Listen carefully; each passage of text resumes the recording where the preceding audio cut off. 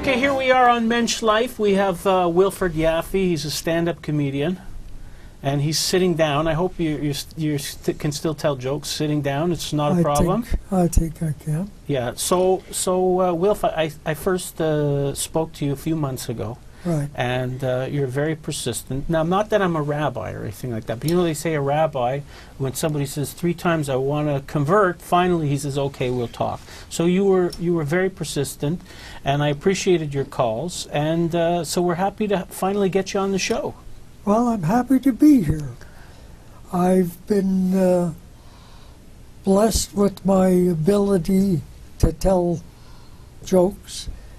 My daughter-in-law, who's a retired occupational therapist and works with a group of adults with mental problems, I've been out to her group several times, and they keep asking me to come back, and I'm due there next Monday again. And it gives me a great feeling that I make them forget their problems for whatever time it is, and I enjoy it. Well, there's nothing better than laughter. But how do you remember? How do you remember all those stories? Well, at my age, I'm amazed sometimes I remember these, but I have the ability to remember them. Stuff that's current, I forget. Well, it's good that you have that ability. Right.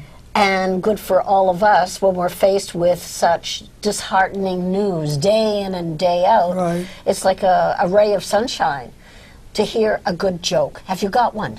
Are we on now? We're Yes. on. Well, one of my favorite stories is about this very wealthy Jewish gentleman in London, England, who had a foundation, gave thousands of pounds annually to charity, regardless of race, color, creed, or religion. And it was brought to the Queen's attention about his generosity, and she felt he should be rewarded by knighthood. So they sent him an invitation to Buckingham Palace to the investiture. He was very proud to be accepted, and he was there on time. And before the investiture, they have a sort of preamble meeting advising what he has to do when he kneels in front of the Queen, when she touches him with the sword. And they gave him a little card with a Latin saying that he has to say as she's touching him with the sword.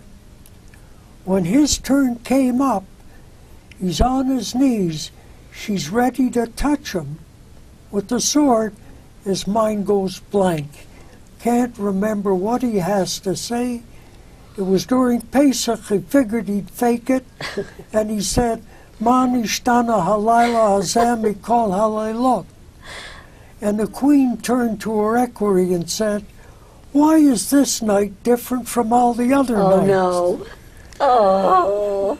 That's a good one. That's a good So I think for the benefit of our Christian I audience... started to laugh with the Hebrew when he started to say the Hebrew. Because we always, we always... Did you get it just from the Hebrew? No, It's I usually, didn't. I just thought it was a funny... So, of course, manishtana halayla hazeh, for people who don't speak Hebrew, exactly means, it's the opening line of the 4 questions. Of the four questions that we ask every Passover is, why is this night different? Well, I often tell this to non-Jewish groups, Right. but I give them a preamble before explaining about the 4 questions, Right. and that the youngest child gets the honor of asking the 4 questions. And by that time, they've understood it, and they accept it, and they enjoy it. Okay. Another one of my favorite stories is about this black guy, Charlie, working in the cotton fields of Alabama. Never saw a chassid or a very Orthodox Jew, let alone too many Jewish people. And he gets an invitation by his cousin George, who lives in Crown Heights in Brooklyn, to come up for a holiday. And they're walking down the street the first morning, and 2 of the Hasidim are walking towards him, and he says to his cousin, George, what are they? And George knew everything that was going on, and he says, Hasidim. And Charlie says, I'll see them too, but what are they? A pun. And another one I like is about the rabbi and the priest were golfing buddies. Mm-hmm. They played golf every Sunday after church. And the priest always drove a Cadillac. But this particular Sunday comes riding up on a bicycle, and the rabbi says, where's your car? He says, it was stolen, and I think it was one of my parishioners. Rabbi says, that's tough. They played a few holes, and Rabbi says, listen, I got a good idea. Next Sunday, when you give your sermon, tell them the 10 Commandments. And when it comes to thou shalt not steal, whoever reacts will give you a good idea who to go after. The priest says, that's a good idea. The next Sunday, he's driving his Cadillac. The rabbi says, hey, my idea worked. Well, the priest says, to a degree, but not quite the ending that you had. My problem was, when I came to thou shalt not commit adultery, I suddenly remembered where I left the car. Yeah. Where do you get your material? How do you People collect send it them? to me. I get emails, and it's stuff that I remember from many years back. They sort of come back to me. And Do you- That's amazing because, I mean, the first thing I do is, I hear a good joke.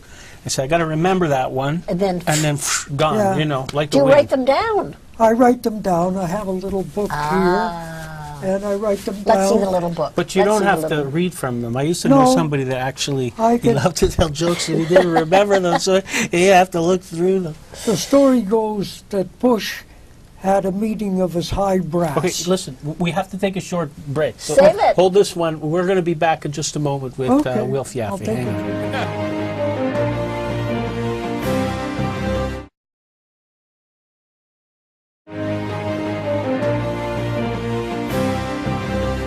That Bush had a meeting of his top brass. And he's meeting Bush he says, Senior or Bush Junior?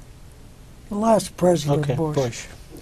And he says, what goes on with these Jews? They seem to know everything that's going on before we do. And one of his top henchmen says, well, it's probably due to this saying that they use all over the world. And Bush says, what's that? And the guy says, was tut sich? And Bush says, what does it mean? All it means is what's new, what's a scuttlebutt, what do you know? And the guy, and Bush says, and from this they know everything? The guy says, looks like it. Bush says, I'm going to disguise myself. I'm going into Crown Heights in Brooklyn and find out what I can. Flies into New York, gets a cab, disguises himself with a strommel, payas, a fake beard, gets out in Crown Heights, walks, seeing a frimmy coming up the street, walks over and says, was tut sich? The guy says, Bush is in Brooklyn. That's the type of stories That's I a good one. enjoyed.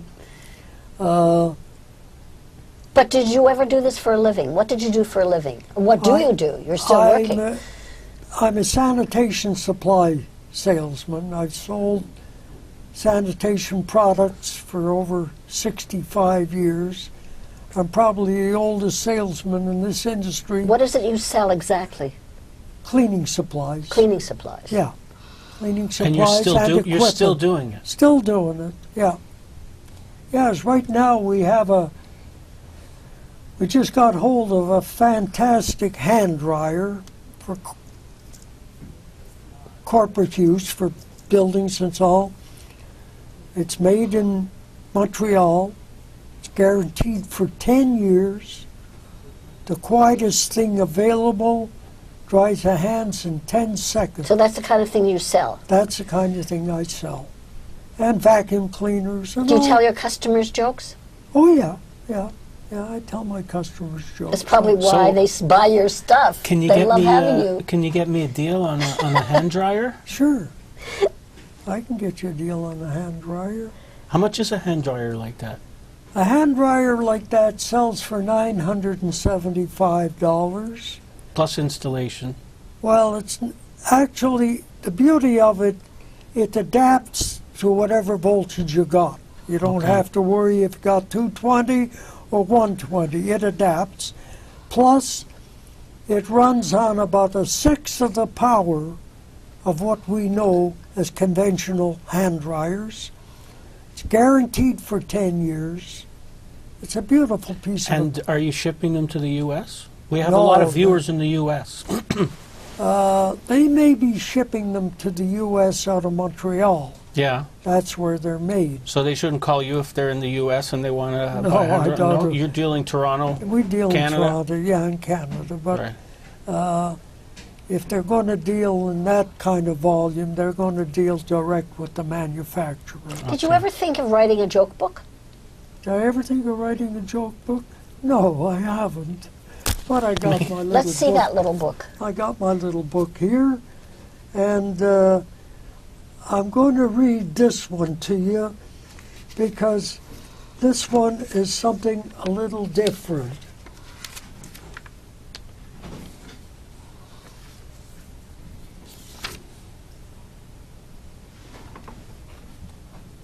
Oh,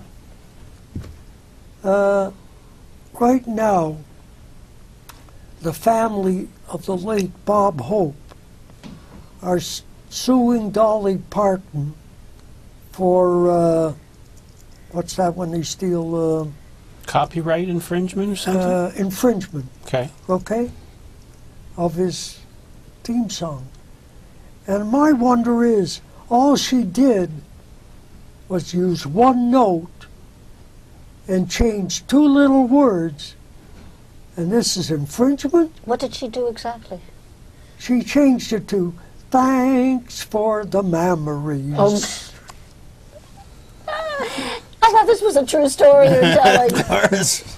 You got me. And Jake and Mo were buddies. They met every week in the park. And one day, Jake doesn't show up. Mo doesn't make. A week goes by, no sign of Jake. And he doesn't know how to contact him because they never exchanged phone numbers. Finally, after a month, Jake shows up. Mo says, "Where you been?" He says, "I was in jail." "You were in jail? What for?" He says, "You know where we go for coffee? The waitress accused me of rape. I felt so good I pleaded guilty. The judge gave me 30 days for perjury." Oh. But I'm trying to find Okay, out. so Okay. we're out of time. Yeah. You Well, got finish- another one? Somewhere in there? This was We got about 30 seconds left. about 30 seconds. So in meantime, so you'll look for the joke. Meantime, Wilfred Yaphe also, you do gigs at nursing homes, Right, hospitals. Organizations. Oh, this So if one anyone here. wants to hire Wilf for a gig, or if they need a hand dryer, dries your hands in 10 seconds, Yeah. and it's quiet, 995 Canadian dollars. But he can get us a deal. Shit. Shipping is extra. 20% 20%. discount for MENSCHlife viewers. Yeah, yeah. Okay? This is a one-time offer. Give me a call or send an email to david@jewishtvshow.com. I got your card with the. And I'll hook you up with Wilf. Did you find a joke? Yeah, We've got about yeah. 10 seconds. Yeah, listen to this.